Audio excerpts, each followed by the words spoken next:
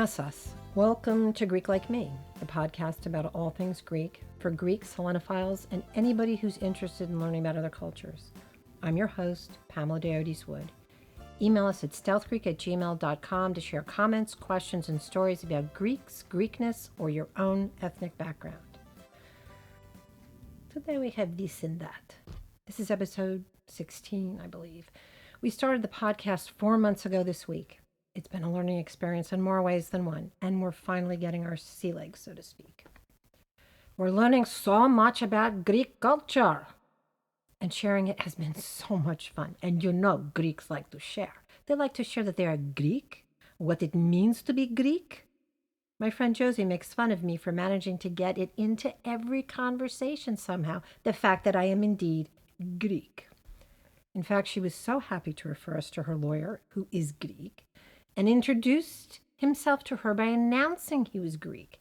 And she couldn't wait, I think, until we met each other and vied for who was going to be the first one to claim their Greekness. It was him. But I got the better shock value because I don't look Greek. So getting the opportunity to share my Greekness and the fabulousness of Greek culture and food and history and everything else makes me happy. And I hope sometimes it makes our listeners happy too. Douglas, John, and I hunker down every week in our studio, which is a desk with a mic on the third floor of our house. Our Halloween costumes and board games vie for space with bookshelves and crafts and 20 years of tax documents. Until recently, our studio had also been storage space for boxes and boxes of my mother's belongings, piled up since my sister sold our parents' house a couple of years ago. I didn't have it in me to go through that stuff for the longest time. In January 2023, the month before we dropped the trailer for the podcast, I finally started opening boxes. There was a lot of Greek stuff. Little cloth dolls in traditional dress, terracotta vases with classical designs, a weird metallic bronze-colored plaque with the Parthenon in relief. Every Greek home must have some representation of the Parthenon, without exception. You're not Greek if you don't have the Parthenon up on your wall somewhere. Up until this discovery, our Parthenon was a beautiful enlarged photo Douglas John took on his first trip to Greece, and a lovely painting that a very dear non-Greek friend of ours bought in Athens when she was on vacation there many years ago and gave to Douglas as a gift. We found an old beat-up thiamati, a censer for burning incense at the home altar. It must have been my grandparents' because I didn't recognize it. There was a pretty gold chain with a disc pendant, engraved with an image of the Parthenon. I'm Greeking out right now. Can you tell? I haven't finished going through everything, but I was able to put a few things on our shelves, give some stuff to the kids and a few friends, and packed up 24 boxes for the Red Cross. Some Ma stuff, because Lord knows nobody needs that many purses, and some of it ours, like the Halloween costumes. Thank God I made some space then, because this new part of our lives, the podcast, has changed a lot of things. And I don't have time for decluttering anymore or dusting. Podcasting is fun, but it's a job. There's research, which it can get complicated if I'm looking for original sources. And I love original sources. I never have time to do all of the reading I want to about each topic. It's also making notes on what I want to talk about, writing things up so I remember everything I wanted to talk about. Finding photos, which is so much fun. But then there's getting their permission to use the photos from the museums, libraries, foundations. You can get in trouble if you don't get permission. Choosing the images for social media announcements, getting those to Douglas John to design the announcements, and then getting them out on social media, and putting together my sources to post on the website in order to have listeners, to give listeners access to the same information I had when I was researching. Then there's recording, sometimes re-recording. I swear, I'm always tripping over my own tongue. There's stopping and starting and stopping if the dog next door gets to barking and gets ours barking, or if there's construction in the area, there's always construction and tree trimming. Here's where the editing comes in, which is Douglas John's forte. We occasionally pick special music or sound effects for an episode. If you didn't play the Cats of Greece episode to the end, you missed out. We were so excited when we found the Greek marches. Because we're still new and using only royalty free audio, finding royalty free Greek military marches was awesome. I will not go into the online forms I fill out every week so that titles and podcast notes and summaries and links and the audio can be posted. We're still learning to balance this stuff. We're working from home, so I keep going off to do laundry or then walk by my daughter watching Captain America or Murder Mystery and makeup. Distractions. It takes discipline. I'm a mom and a wife. I still have a house to look after, cleaning, repairs, the garden, 3 very active dogs. I'm the resident nurse and health insurance coordinator. I have an elderly uncle I feel I've been neglecting for the past week. Luckily, my sister's close by. My uncle's been yelling at me to promote the podcast, which I will as soon as I get a chance. So then what happens when the host, researcher, note taker, me, and the recording engineer, editor, art department, Douglas John, both come down with bad head colds at the same time? And a few days after recovering, the house has a mouse invasion discovered an hour before leaving for church on Sunday. I almost didn't make it. Disinfecting in record time. And we're scrubbing the kitchen top to bottom twice a day, and the humane trap is still empty 3 days later. There's nobody to pick up the slack. This is a 2-person operation with occasional help from Ed, who loves to research. So our episode on the Greek goddess Hecate will be ready for next week. The creepy, smoky skies over the northeastern United States right now because of the wildfires in Canada is kind of a good teaser for it, though. So be prepared. Since mice are very much on my mind right now, I thought it'd be a good opportunity to revisit the subject of cats. Because our last of several has been gone for 2 years now, and our dogs are useless as mouse deterrent. Rodents are and have always been a problem everywhere, right? We kind of forgot that because 4 to 6 house cats kept us mouse-free for decades. But the ancient Greeks and the current Greeks, none of whom have been especially interested in house pets. We talked about this in the Cats of Greece podcast. Before cats were introduced to Greece, people needed something to keep the pests off the property, out of the barn, the granaries, the bakeries, the kitchen. And as we said, ancient Greeks had polecats and weasels for pest control. Polecats and weasels being wild critters that can be kind of vicious if they feel the situation calls for it. If they hang around and if they don't take a bite out of the master or mistress of the house, then I guess maybe they were pretty effective. Polecats to me look like weasels or maybe ferrets, but are related to badgers, and you definitely don't want to get on the wrong side of a badger. As far as pets were concerned, the ancient Greeks did like birds and apparently thought big cats were all the thing, the status symbols. Big cats like cheetahs. Cheetahs. If they were rich, they had cheetahs to impress the other rich people because it was like having the classical Hellenic version of a Ferrari, I guess. So when cats did make it to Greece and were domesticated more or less and used for mouse control, they still weren't house pets. They still are not house pets. Did they prowl around outside looking for burrows? Did that keep the mice out of the kitchen? They must have done a better job than the weasels and polecats because those critters lost favor and cats dominated. Big plus, they didn't usually bite the hand that fed them.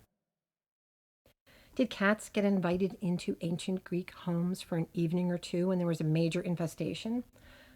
I can't imagine. If you're not into cats in the house, nighttime is not the ideal to start. Cats get the nighttime zoomies and will have conversations with the ghost of the house. Ours is named the captain, and he hasn't had a good conversation since our last cat died. Most Greeks in Greece still don't consider cats pets, certainly not indoor pets. But if they are smart, they'd keep some around their property healthy and happy to keep the rodents at bay, because nothing works better and nothing is more environmentally kind. Greeks, you are smart people, descendants of the great thinkers and philosophers. Greece is the cradle of civilization. Let the cats in the house. I know there are people who think it's cruel for the mice. I'm an animal lover. But honestly, usually just the presence of the cat in the house is enough to deter them. We literally went years without one, and I was always looking. As a kid, I would dismantle the wire traps my dad set in the cellar, which he was not happy about. If one of the cats caught one, I'd get it away and release it outside so we could come back in all over again. Sometimes I didn't get to them in time, and the cats would leave a little dead mouse on my mother's pillow, usually while she was still sleeping, so it could be a surprise. But that never happened to me, so don't worry about that. They must have sensed how overjoyed Ma would be on waking up to that. I'm kind of disappointed the mentality towards cats in Greece hasn't changed more. But I've continued to read about Greek-founded animal shelters, welfare agencies, and adoption networks, as opposed to the many foreign-founded organizations that started the movement, so that makes me hopeful. Of course, these cats are mostly being adopted out of the country, but change takes time. I know I have to explore the dog situation, although these kinds of things are hard on me. I love critters. I get emotional. The cats were all around us in Greece, and there was no ignoring it. And you didn't want to. Gosh, they were so cute. I wanted to research and see if they were okay, and I was so heartened to see folks in Greece feeding them and showing compassion. The only dogs we saw were on leashes, so I'm a little worried because I know the stray dog population is huge. And I've heard stories that I hate to investigate, but knowledge is a powerful thing, and it pushes for change.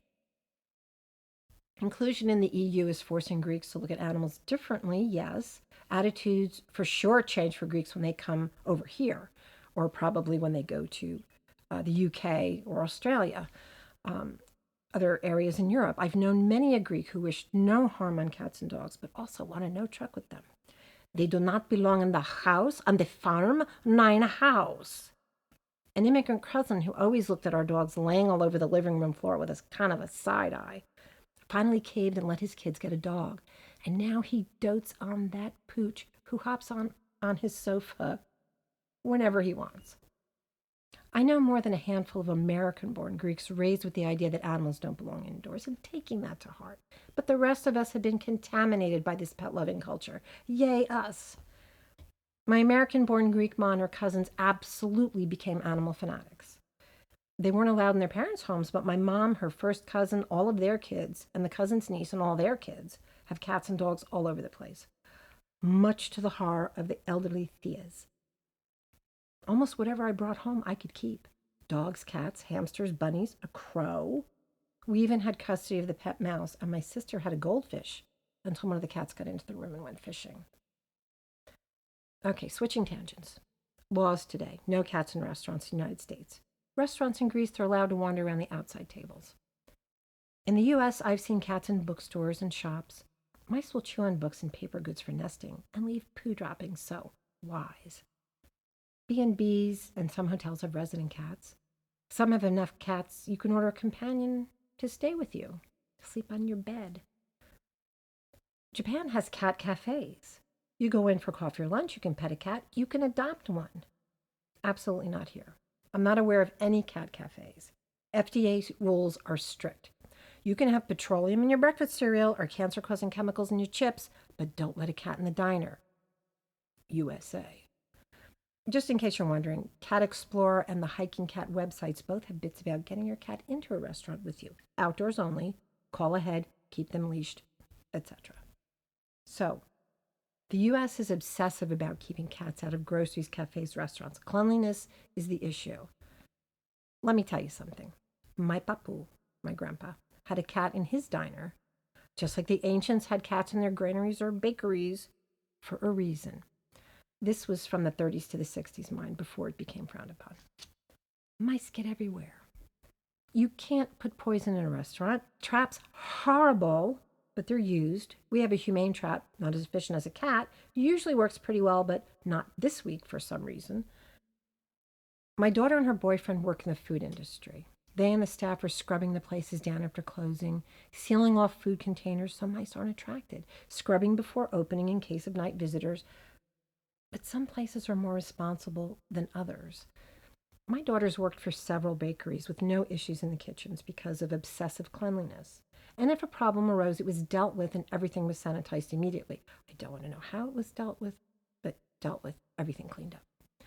She worked briefly for a small, relatively popular bakery in a trendy town nearby. Big mouse problem. in her opinion, never properly addressed from a keep anything that might attract them wiped up and sealed away perspective. When I asked her to bring home a treat, she, for the first time in her baking career, demurred. Not a good idea, Ma, she said. Tell your friends to give it a pass. She left the bakery a short time later. Cats catch the mice. Cruel. I know. Fortunately, in our house, most times we were able to rescue the mouse, because usually only one in a blue moon. One gets caught, the rest clear out. They're smarter than they look. And anyway, honestly, poisons and traps are horribly cruel. Can it be any worse for the cats to catch them? Cats are pretty clean. You can still scrub your place down. They're more hygienic than mouse droppings or chewed through bags of sugar and flour. Mouse spit. Every grocery store should have cats. Every diner, airports, bus stations, restaurants. Don't turn your nose up at cat hair. You can excuse the cat in the morning and do a cleanup, even for people with allergy issues. If there's one stray cat hair, better than one stray poop. Those critters can have diseases, but they're so cute. Papu never had a mouse problem, and nobody ever complained about the cat. And if you let cats in your house, Greek people, and they sleep in your kids' beds, I promise, they will not steal your child's breath. I slept with a cat in my bed my entire life, and when my kids came home, they each had cats in theirs. They even helped train the 3 puppies, each in turn. So adopt, neuter, and keep your cats indoors. They live a lot longer, and it keeps the bird population safe. Thank you for spending some time with us on this ramble. We're looking forward to doing a listener comments and questions episode soon, so please drop us a line at stealthgreek@gmail.com. And join us next week for our first episode on Greek mythology, introducing the goddess Hecate. Greek Like Me is a Stealth Greek production. This episode was written and narrated by me, your host, Pamela Deodes Wood. Our producer, photographer, and post-production editor is Douglas John. Visit our website at stealthgreek.com for resources, photos, links, and more. Please rate, like, and subscribe. It helps us to get noticed so we can keep making content about Greeks and Greek culture. Find Greek Like Me on Facebook or on Instagram at Greek_like_me. Thanks for listening. Until next time, yes, us.